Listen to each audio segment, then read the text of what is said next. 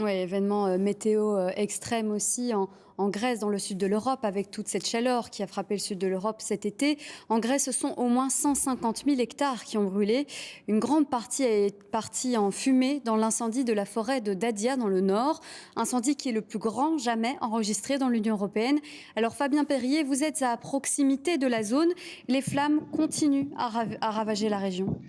Tout à fait, les flammes continuent de ravager la région. Vous l'avez dit, et ici, c'est un spectacle qui est celui de la désolation. En même temps, il y a un sentiment de colère assez profond dans la population.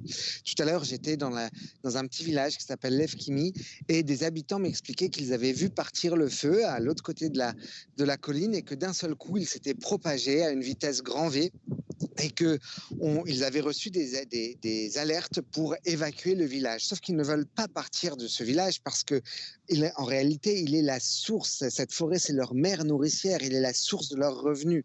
Donc, ils ne voulaient pas partir du village. La police venait pour les forcer à évacuer et eux restaient. Ils disent qu'en fait, les pompiers n'effectuent pas le travail qu'ils devraient faire, qu'ils ne vont pas affronter à proprement parler le feu. Ça, c'est la première chose.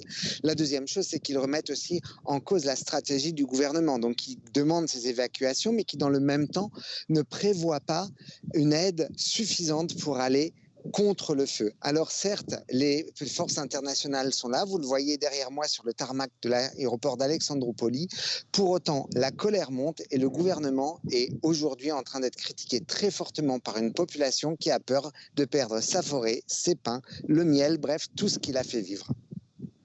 Merci Fabien pour ces précisions en direct du Merci. nord de la Grèce.